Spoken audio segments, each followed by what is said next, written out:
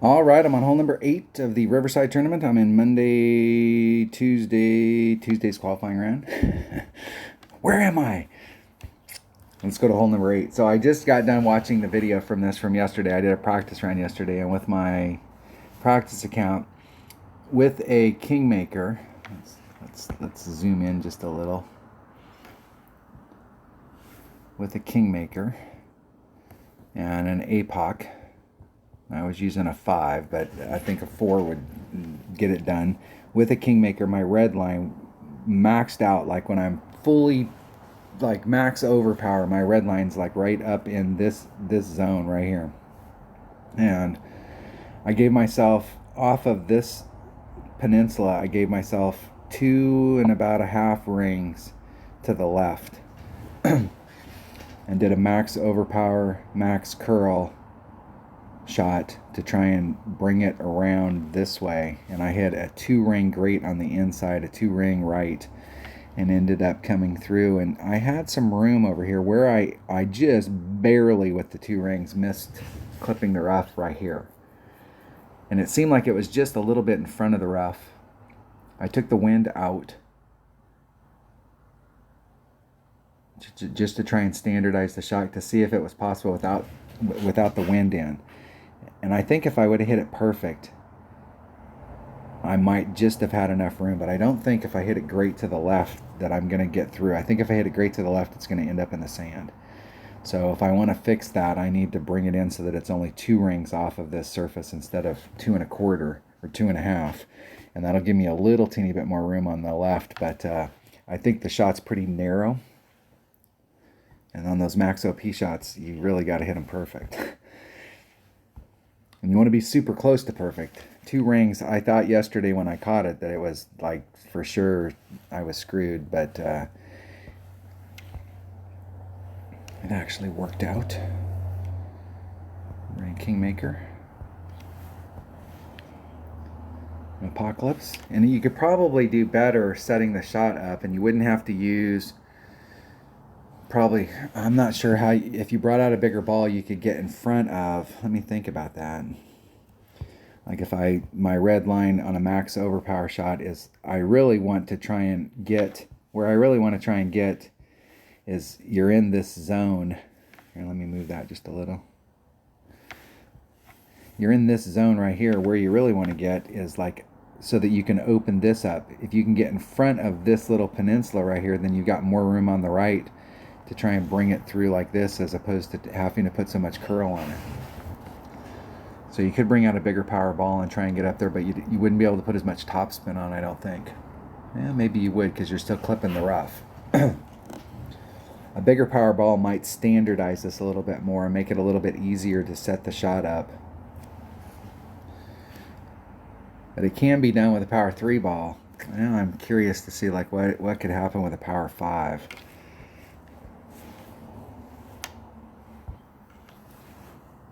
So let me bring that back, and I'm going to start off with, let's start off with a power 5 ball and see what that does for us.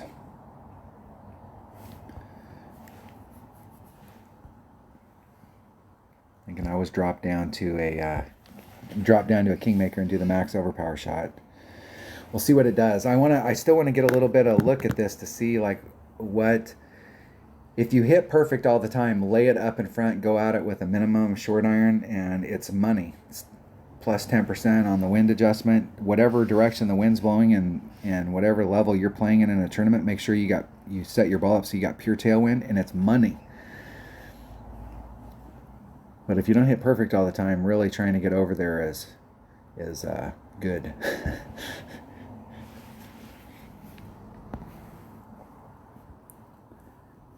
And I still have to do some overpower. So I'm going to just bring the Kingmaker and just put it all on. And I want to be so that I'm about 2 rings off of that surface. Taking the wind out, it's 1.5 per ring, so that's about 1 2/3 rings.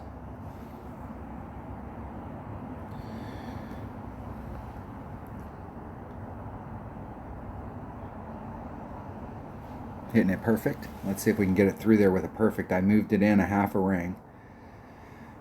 And see if it can breeze past that sand. Got over the sand.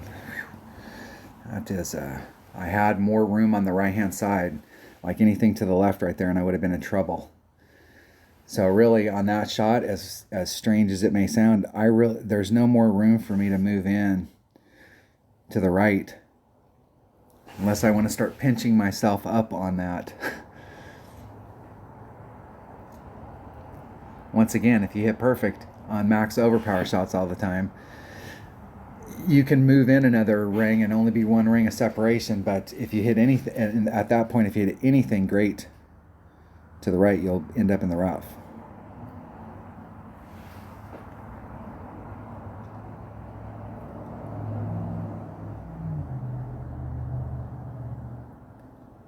See if they can get over. Now they hit the 2-ring great to the left.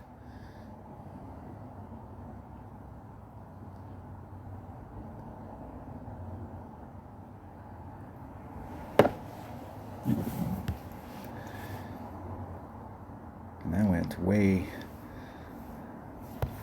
a ways. Okay, I still got some work to do.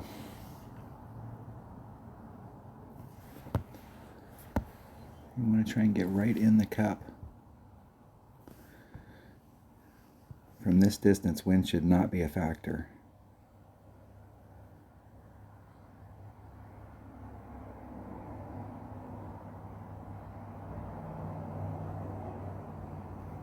Hitting it perfect.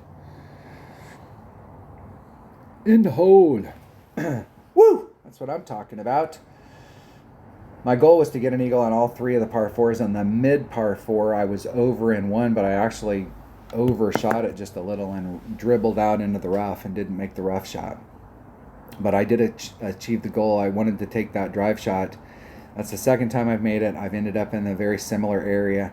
It's a matter of taking off maybe one topspin, and I don't think I would ever roll out. If I ended up short, it would still be a shot not much longer than the one I just took.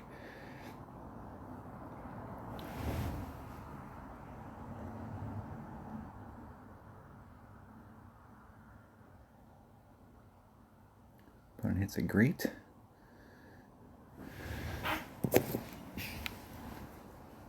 All right, getting it done on hole number 8. That means I only dropped that one, and that really, hole number 1 and hole number 5 in this particular tournament, we pretty much need to get an eagle every time. And hole number 5 is going to be the one that's going to cause people the most problems.